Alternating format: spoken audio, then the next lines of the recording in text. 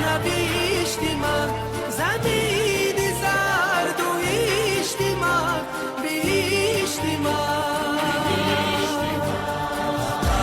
وطن سیشتی من بقا و سر نبیشتی من زمین زرد و ایشتی من بیشتی من محبتی تو رنگ رنگ شکوفته روی سنگی تو 100,000 آرزو 100,000 رنگی تو یاری شعر و یاسمن نوای تو ندیدی من زی چشمی اولی خدا رسیده ای دمل بدن وطن سیریشتی من بقا و سر نبیشتی من زمین زرد و ایشتی من بیشتی من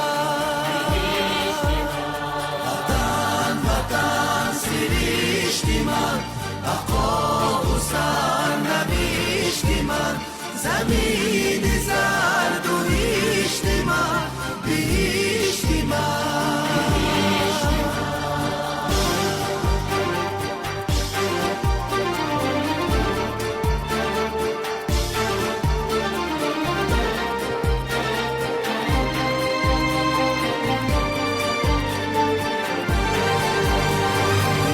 شادبان بردیش بر آسمانی پاکی تو شکوفت نخلی دوستی با آب تو با خاکی تو بیاری لاله خیزی من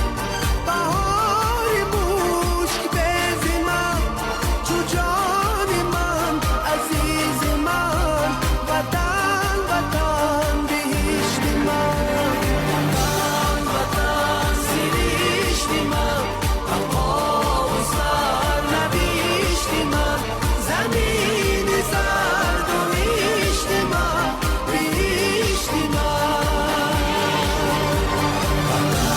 وطن سیریشتی من بقا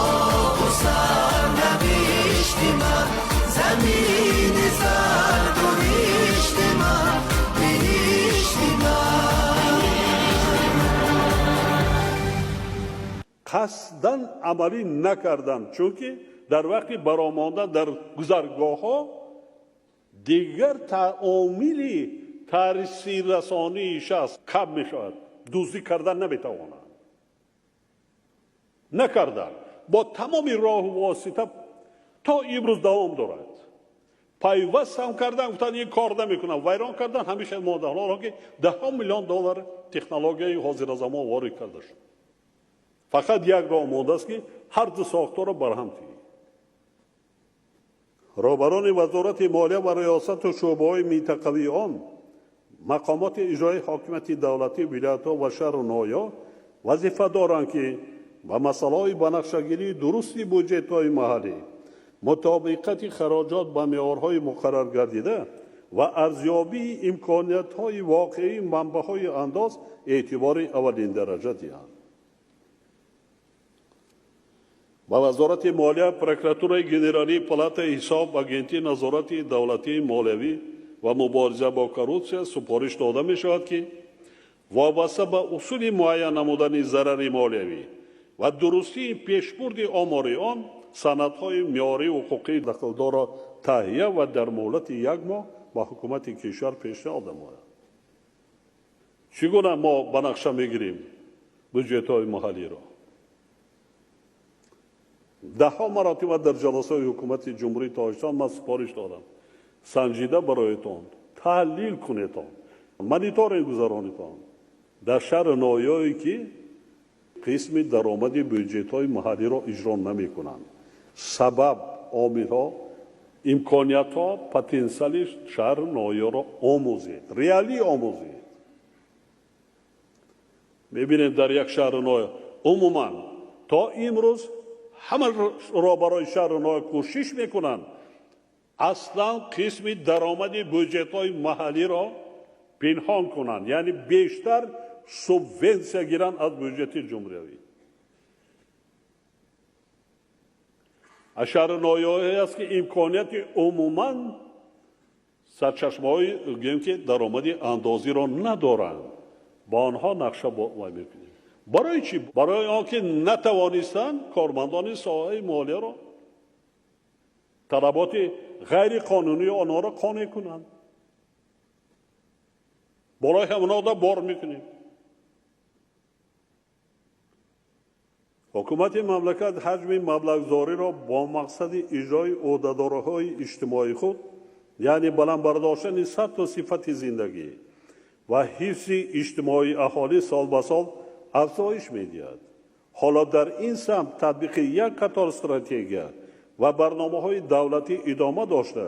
اندازه نفقه شهروندان و کمک پولی‌های اجتماعی منتظم زیاد شده ایستاده است. مثلا اگر قسم درآمد بودجت سقورته اجتماعی و نفقه سال 2009 657 میلیون سومانی را تشکیل کرده باشد، این نشان دهنده سال 2019 در حجم 3 میلیارد و 140 میلیون سومانی، یعنی 4.8 برابر زیاد پیش بینی گردیده است. تحلیلان نشان می‌دهند که درآمد بودجت سقورته اجتماعی و نفقه طی 10 سال اخیر به حساب میانه همه ساله در سطح 18.7% افزایش یافته است. در برابر این در 10 سال اخیر به بودجت مذکور از مبلغ پیش بینی شده 1 میلیارد و 200 میلیون سومانی وارد نگردیده است که 968 میلیون سومانی آن از حساب اندازهای اجتماعی بوده. چون این حالت خیلی تشویش آور میباشد. بنابراین وزارت مالیه، کمیته انداز، اگنتی سقورته اجتماعی و نفقه و دیگر مقامات دخلدار دولتی را ضرور است که فعالیت خود را جهت بنقشه‌گیری درست درآمدهای بودجت سقورته اجتماعی و نفقه، پورا تامین نمودن طلبات واقعی با پرداخت‌های غیر سقورتوی و جستجوی راه‌های حل مسائل ذکر شده تقویت باشد. در بسیار دولت‌های پیشرفته جهان یکی از منبع‌های سرمایه‌گذاری همین فاند حفظی اجتماعی است. صدها میلیارد لایحه‌های بزرگ را سرمایه‌گذاری می‌کنند. در 10 سال آخر شماره نفقه‌گیران در کشور به حساب میانه هر سال 2.4% افزایش یافته. ینوری سال 2019 به 690,000 نفر رسیده است. وزارت اداره دخلدار و مقامات اجرایی حاکمیت دولتی ولایت‌ها و شهر ناحیه‌های کشور را ضرور است که توسط تأسیس جایهای کار دائمی و افزایش دادن منبع‌های اندازبندی برای تأمین نمودن گزارش و نظام خود مبلغ‌زاری نفقه و کمک پولی‌ها چاره‌های دائمی اندیشد. حکومت مملکت جهت پیشگیری کردن سرباری بودجت سقورته اجتماعی و نفقه، مسئله انداز اجتماعی طبقه‌های علاوه دارای شغل از قبیل کارمندان ساحه کشاورزی و همچنین صاحبکاران انفرادی در اساس پتنت فعالیت داشته را بررسی کرده، با در نظر داشت منفعت‌های ملی راه‌های حل مشکلات موجوده را جستجو نمایند. در برابر این سنجش حالت‌های تأمین نفقه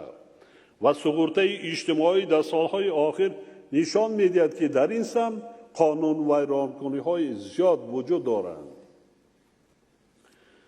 در دوره سالهای 2012-2014